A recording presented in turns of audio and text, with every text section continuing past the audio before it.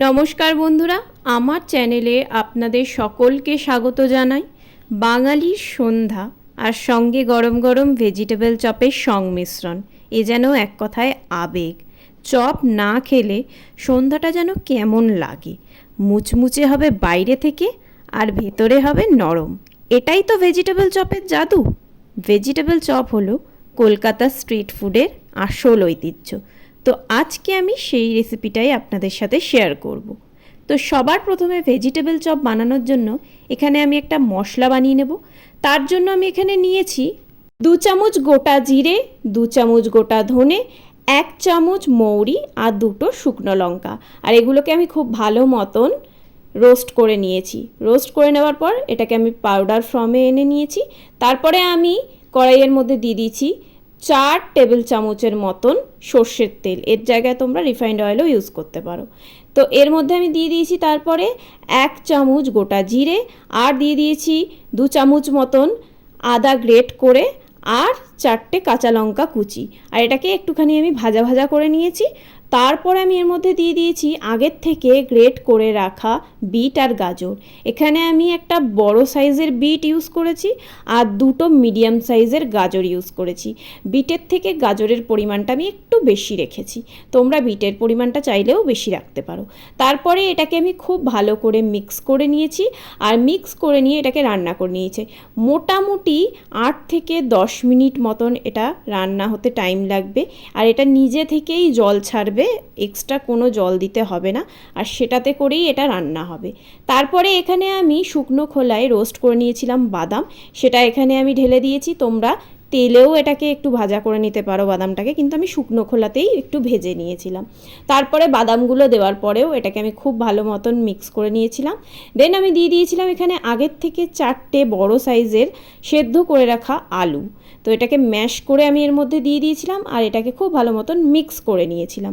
তারপরে আমি দিয়ে দিয়েছিলাম এর মধ্যে কিছু মশলা, যেমন আগের থেকে যেই ভেজে রাখা মশলাটা ছিল সেটাই আমি দিয়ে দিয়েছি। এই ভাজা মশলাটা 2 চামচ মতন নিয়েছি। তারপরে স্বাদ মতন নুন দিয়েছি এর মধ্যে। তারপরে দিয়ে দিয়েছি 1/2 চামচ মতন গরম মশলার গুঁড়ো। তারপরে এটাকে খুব ভালো মতন মিক্স করে নিয়েছি। এর মধ্যে তোমরা চিনিও ইউজ করতে পারো, কিন্তু আমি ইউজ করিনি। তো এটাকে খুব ভালো মতন মিক্স করার পরে আমি দিয়ে দিয়েছি এর মধ্যে ব্রেড ক্রাম্বস। কেন দিয়েছি? যাতে বাইন্ডিংটা খুব ভালো মতন হয়।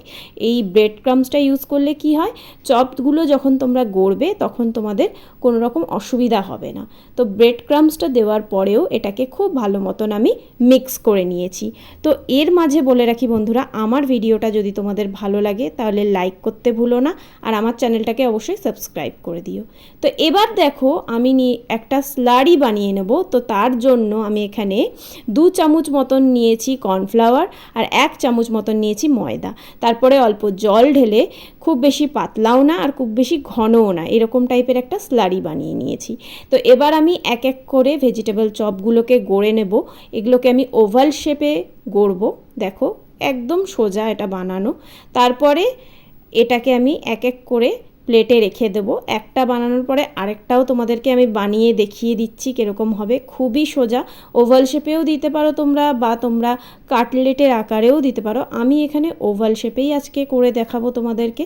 তারপরে দেখো এক এক করে আমি সব চপগুলোকে গড়ে নিয়েছি। এবার এগুলোকে আমি কোট করব। তো তার জন্য এখানে আমি নিয়েছি ব্রেড ক্রাম্বস। আর এই ব্রেড ক্রাম্বসটা আমি বাড়িতেই বানিয়েছি।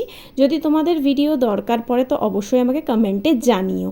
তো দেখো ফার্স্টে আমি স্লারিটার মধ্যে ডুবিয়ে নিয়েছি ভেজিটেবল চপটা। তারপরে খুব ভালো মতন এটাকে আমি কোট করে নিয়েছি। আমি দুবার করে কোট করেছি, যেহেতু এটা আমি বাড়িতে বানিয়েছি ব্রেড ক্রাম্বসটা, সেই জন্য আমি 2বার কোট করেছি। তো আবার দেখো এটাকে আমি স্লারিতে ডুবিয়েছি আর আবার ভালো মতন এটাকে আমি কোট করে নিয়েছি। তারপরে এক এক করে এরকম কোট করে সব ভেজিটেবল চপগুলোকে গড়ে নিয়েছি। আর এই ভেজিটেবল চপগুলো তোমরা ফ্রিজে রেখেও, মানে এয়ারটাইট কন্টেনারে রেখে এগুলোকে খেতে পারো। এখন গড়ে নিয়ে তোমরা বিকেলে ভাজতে পারো, বা এই যে বানানো হয়ে গেছে এখনও তোমরা সঙ্গে সঙ্গেও ভেজে খেতে পারো। আমি বলবো একটু ফ্রিজে রেখে তারপরেই খাওয়া বেটার হবে। তো এটা আমি ফ্রিজে রেখে দিয়েছিলাম, সন্ধ্যাবেলায় আমি একটু ভেজে নিয়েছিলাম। এবার দেখো এক এক করে চপগুলোকে আমি ভেজে নেব।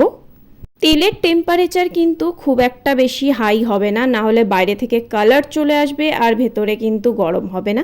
তাই তেলের টেম্পারেচারটা সবসময় মিডিয়াম রাখবে আর গ্যাসের ফ্লেমটাও সবসময় লো টু মিডিয়ামেই রাখবে। আর সেটা করেই তোমাদেরকে এটাকে ভেজে নিতে হবে 5 থেকে 6 মিনিট মতন, এর বেশি না।